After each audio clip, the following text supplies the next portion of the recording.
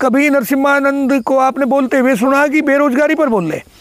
आज तक एक बार भी वो बंदा नोटबंदी पर एक दिन भी यति नरसिम्हानंद नहीं बोल रहे, एक दिन भी वो जीएसटी पर नहीं बोल रहे, एक दिन भी वो बेरोजगारी पर नहीं बोल रहे, एक दिन भी आज तक ऐसा नहीं आया वो अग्निवीर पर बोल रहे हैं, वो किसान आंदोलन पर बोल रहे हों, वो महिलाओं के उत्पीड़न पर बोल रहे हों, वो एजुकेशन पर, स्वास्थ्य पर बोल रहे हों, वो ग्लोबल वार्मिंग हो रही है इस पर बोल रहे हों। क्या जहर घोलने के अलावा कोई दूसरा विषय नहीं रहा इन साधु संतों के पास, इन महंत पुजारियों के पास, इन मुल्ला मौलवियों के पास? क्या कोई दूसरा कोई शब्द नहीं रहा?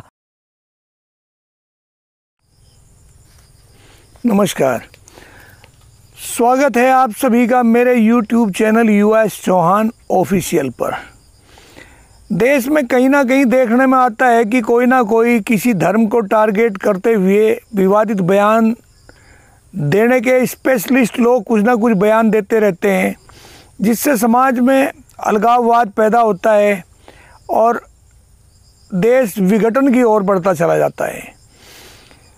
ये एक ट्रेंड सा बन गया, किसी को भी देख लो, स्वतंत्रता है, वो कुछ भी कहे, लेकिन सरकारें उन पर अंकुश नहीं लगाती। अगर इस प्रकार के विवादित बयान, जो भड़काऊ बयान है, इस प्रकार के लोगों पर अंकुश लगाया जाए, उनके खिलाफ कानूनी कार्रवाई की जाए, कठोर से कठोर कार्रवाई की जाए, तो मेरे विचार से इस प्रकार का जहर समाज में ना उगला जाए। अभी गाजियाबाद के डासना देवी मंदिर के पुजारी यति नरसिम्हानंद सरस्वती का एक बयान आया। वैसे तो यति नरसिम्हानंद सरस्वती जी पहले से ही अनेकों समय पर विवादित बयान दे चुके, उनके खिलाफ कार्रवाई भी होती रही, लेकिन इस बार फिर उन्होंने एक बयान दिया जिसका पूरे उत्तरी भारत में आक्रोश है, और यह आक्रोश बढ़ते बढ़ते पूरे भारत में फैल जाएगा। इसके पीछे ऐसा लगता है कि कहीं ना कहीं जब चुनाव होते हैं तभी इस प्रकार के बयान दिए जाते हैं। इस बार हरियाणा का चुनाव थे, महाराष्ट्र का चुनाव है, कश्मीर का चुनाव था। इन चुनाव के मद्देनज़र भी इस प्रकार के बयान दिवाने की कोशिश की जाती है, और इसमें कहीं ना कहीं कटघरे में सरकारें खड़ी होती हैं, क्योंकि सरकारों की बिना मर्जी के इस प्रकार के विवादित बयान नहीं दिए जा सकते। इस बार इस्लाम धर्म के संस्थापक हजरत पैगंबर मोहम्मद साहब के खिलाफ बयान दिया, ये कहीं तक भी उचित नहीं है। इस प्रकार के बयानों की मैं घोर निंदा करता हूँ, भर्त्सना करता हूँ कि इस प्रकार के बयान नहीं देने चाहिए, जिससे दो संप्रदाय, दो धर्म अगर आपस में मिलने की कोशिश करें, कहीं भाईचारा बढ़ाने की कोशिश करें, तो उनमें एक विवाद पैदा होता है, एक दरार पैदा की जाती है। यति जी ने बयान दिया हजरत साहब के खिलाफ, उन्हें जिन शब्दों से नवाजा गया, जो शब्द उनके प्रति कहे गए, वो कहीं तक भी सटीक नहीं है। हजरत साहब को पढ़ो, वो कहीं भी उनके जीवन में ऐसा नहीं था कि उन्होंने वो काम किए हों जिसका नाम उनके नाम के सामने जोड़ा गया है। ऐसा भद्दा मजाक, ऐसे घिनौनी हरकतें करना कहीं तक भी समाज के लिए उपयुक्त नहीं है, ना देश के लिए है, ना समाज के लिए है, ना किसी व्यक्ति विशेष के लिए है। पता नहीं क्या इन लोगों के मन में इस प्रकार की जहर घुला हुआ है कि इस जहर को समय समय पर ही निकालते रहते हैं। जैसे सांप के मुंह में जब सांप को ज़्यादा जहर हो जाता है तो वो अपने जहर को डंक मार के निकालने की कोशिश करता है, वही डंक ये मारते हैं समाज में। जब जब भी भाईचारा बढ़ता हुआ दिखाई देता है हिंदू और मुसलमान का, तभी उसे तोड़ने की कोशिश की जाती है। भाई, जो बात आप आज इस्लाम के खिलाफ बोल रहे हैं, उनके पैगंबरों के खिलाफ बोल रहे हैं, उनके मौलानाओं के खिलाफ बोल रहे हैं, उनके नबी के खिलाफ बोल रहे हैं, तो वो क्यों नहीं बोलेंगे? ये तो क्रिया की प्रतिक्रिया है, एक सिद्धांत है, प्रकृति का एक नियम है, जो आप दोगे वो आप लोगे। जब आप दे तो रहे ऐसा जहर, तो फिर आपको कहाँ से अमृत मिलेगा? जहर के बदले में तो आपको भी जहर मिलना।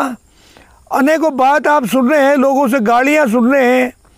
लोग यति नरसिम्हानंद सरस्वती के खिलाफ, सरस्वती क्या कहूँ, यति नरसिम्हानंद जी के खिलाफ इतने प्रकार के भद्दे भद्दे शब्दों का लोग इस्तेमाल कर रहे हैं, और यति जी शांत हैं, बड़े खुश हैं। जगह जगह पर आग लगी हुई, पथराव हो रहे हैं। गाजियाबाद में यही हाल हुआ, बुलंदशहर में हुआ, कल सहारनपुर में बहुत बुरा हाल था, प्रदर्शन हो रहे थे। पथराव किए जा रहे थे, पुलिस परेशान, प्रशासन परेशान, मात्र एक आदमी की गलती से। गलती एक आदमी करेगा, खामियाजा उसका अनेकों लोग भुगतेंगे। ये कहाँ का नियम है? ये कौन सा तरीका है? इस प्रकार के विषैले जहरों के खिलाफ कार्रवाई क्यों नहीं होती? इससे पहले भी यति नरसिम्हानंद ने उल्टे सीधे बयान दिए। जब इधर ये बयान देंगे तो उधर फिर इस्लाम धर्म के लोग बाग भी बयान देंगे, और फिर होगा क्या? जो आपस में थोड़ा बहुत भाईचारे का की संभावना की जा सकती थी कि भाई जुड़े आपस में, राष्ट्र मजबूत हो, महाशक्ति के रूप में देश हो, उसमें फिर यही घर में आग लगा दी जाती है। इसका तरीका क्या है? कैसे बचाया जा सकता है इन लोगों से? भगवा वस्त्र पहनने के बाद तो चाहे वो किसी भी धर्म का आदमी हो, उसके लिए सर्वधर्म समान होता है। सब धर्म समान है, उनमें वो एक दिशा देने का काम तो कर सकते हैं, लेकिन दिशा बिगाड़ने का काम उन लोगों को करना नहीं चाहिए। ये यति जी को पता नहीं क्या हो रहा है, ये किस मानसिकता का, किस मिट्टी से बने हुए हैं। जब जब भी चुनाव का समय आता है, जब जब भी दो संप्रदाय मिलने की कोशिश करते हैं, तभी एक दरार बन के बीच में खड़े हो जा। और एक यही नहीं, अनेकों लोग बाग हैं ऐसे। उधर उनके संप्रदाय से, इस्लाम की तरफ से भी कई लोग बाग ऐसे हैं जो बड़े बेढंगे बयान देते हैं। उन्हें भी पता नहीं क्या, उनका हाजमा ही नहीं होता जब तक इस प्रकार का वो बयान ना देवें, क्योंकि यही उनका भोजन है, इसी से उनका जीवन यापन होता है, इसी से उनका शरीर चलता है, इसी से रक्त मज्जा बनती है उनकी। ये बयान इस प्रकार के कोई एक हिंदू धर्म की तरफ से नहीं, हिंदू धर्म के जो ये हैं महंत हैं, पुजारी हैं, या पीले कपड़े धारण करने वाले हैं, यही नहीं बयान देते। बयान उधर से भी इसी प्रकार के भड़कीले बयान आते हैं। क्या इन दोनों लोगों को, इस प्रकार के लोगों को के खिलाफ कोई कानूनी कार्रवाई का प्राविधान है? नहीं। संविधान में मानते हैं कि ये व्यक्ति की स्वतंत्रता है, स्वतंत्रता का अधिकार लोगों को है, वो अपनी बात को रख सकते हैं, लेकिन बात को रखने का ये कौन सा तरीका है? किसी महापुरुष के खिलाफ आप गलत शब्दों का इस्तेमाल करेंगे? किसने दिया आपको ये अधिकार कि किसी महापुरुष को आप गंदे शब्दों से नवाजें? क्यों करते हैं ऐसा? लोगों को जीने नहीं देते? आप लोगों को जीने दें, इस राष्ट्र को राष्ट्र रहने दें। सरकारों का बहुत महत्वपूर्ण रोल इसमें आ जाता है, लेकिन सरकार पता नहीं क्यों निष्क्रिय है। जब निष्क्रियता सरकारों की दिखाई देती है, ऐसे प्रकार के भड़काऊ बयानों के बावजूद भी उनके खिलाफ कोई कार्रवाई नहीं होती, तो फिर क्या सोच लिया जाए? सोचा तो ये जाएगा ना कहीं सरकार का हाथ है। सरकार इस पर गूंगी साधे हुए बैठी है, चुप्पी साधे बैठी है, अंधी होगी है, बहरी होगी है, जैसा कि सरकारों को पता ही नहीं। हालांकि FIR होने लग रही है, लेकिन FIR होने मात्र से ही तो हल नहीं होता ना। इन लोगों को सजाएं क्यों नहीं दी जाती? मैं ये नहीं कहता कि यति नरसिम्हानंद ही इसमें दोषी है, इसमें सभी लोग बाग इस प्रकार के दोषी हैं। उन लोगों को ये अधिकार, जब इतने संशोधन संविधान में किए गए, 100 से भी अधिक संविधानों में संशोधन हो गए, क्या एक संशोधन ये नहीं हो सकता कि इन लोगों को कठिन से कठिन सजा दी जाए? कठिन से कठिन सजा जब इन लोगों को मिलेगी तो बहुत सारे लोगों के दिमाग ठीक हो जाएंगे। ये मंदिरों में बैठकर जहाँ एक सद्भावना का, एक शांति का, एक प्यार का, प्रेम का, अहिंसा का संदेश दिया जा सकता है, वहाँ वे लोग बाग इस प्रकार का संदेश दे रहे हैं। आप मुसलमान के खिलाफ तो बोल लें, चलो मैं यहाँ तक तो आपके 1% इसमें सहमत भी हो सकूँ कि मुसलमान कुछ लोग बाग ऐसे गलत सलत बयान करते हैं, आप उनके खिलाफ बोल लें, लेकिन महापुरुषों के खिलाफ बोलने का कौन सा अधिकार है?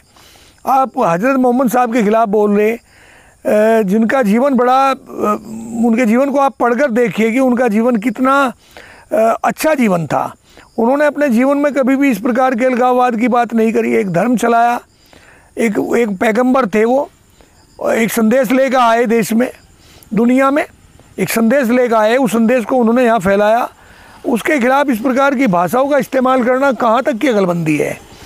इनके खिलाफ कड़ी से कड़ी कार्रवाई होनी चाहिए, कड़ी से कड़ी सज़ा इन लोगों को मिलनी चाहिए। जब तक इन लोगों को इस प्रकार की सज़ा नहीं मिलेगी, तब तक दूसरे लोगों की आँख नहीं खुलेगी। यति नरसिम्हानंद जो आग लगा रहे हैं, सहारनपुर जल रहा है, बुलंदशहर जल रहा, गाजियाबाद जल रहा, धीरे धीरे मेरठ में आग पहुंचेगी, नोएडा, दिल्ली में पहुंचेगी और फिर पड़ोस के राज्यों में चली जाएगी। ये लोग कैसे सुरक्षित रहेंगे?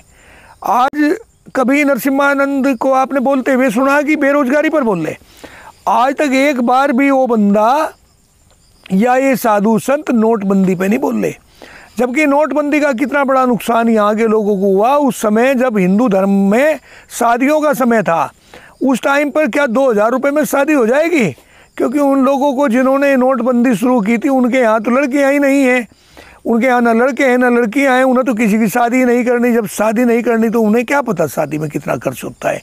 नोटबंदी पर एक दिन भी यति नरसिम्हानंद नहीं बोले, एक दिन भी वो GST पर नहीं बोले, एक दिन भी वो बेरोजगारी पर नहीं बोले, एक दिन भी आज तक ऐसा नहीं आया वो अग्निवीर पर बोल रहे हैं, वो किसान आंदोलन पर बोल रहे हों, वो महिलाओं के उत्पीड़न पर बोल रहे हों, वो एजुकेशन पर, स्वास्थ्य पर बोल रहे हों, वो ग्लोबल वार्मिंग हो रही है इस पर बोल रहे हों।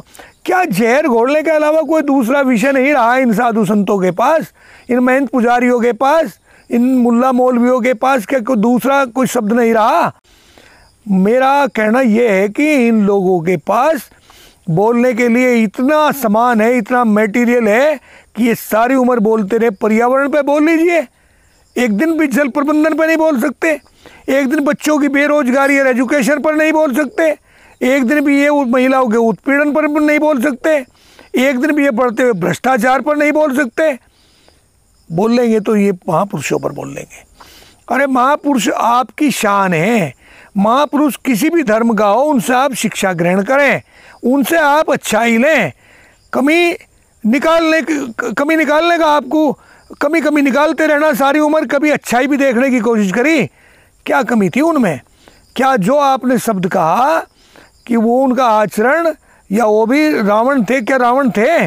उन्होंने किया किसी का अपहरण? इस प्रकार की बातों पर आप जुबान पर अपनी लगाम लगाएं और समाज को समाज रहने दें। ये जब से सोशल मीडिया और ये व्हाट्सअप ये सब आए, तब से इन लोगों के मुंह ज़्यादा खुलने लगे।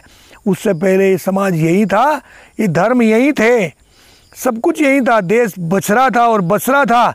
मेरा सरकारों से निवेदन है, और समाज से पहले तो निवेदन समाज से ये कि ये सद्भावना और शांति बनाए रखें। इस प्रकार के तोड़ फोड़ या इस प्रकार की आगजनी कहीं करने की कोशिश ना करें, इससे नुकसान हमारा ही है। यति नरसिम्हानंद कैसे लोग बाग तो चाहते यही हैं कि इस प्रकार की घटनाएं घटे और सरकार को एक मुद्दा मिले। आपका ध्यान भटकाने का एक ये षड्यंत्र है।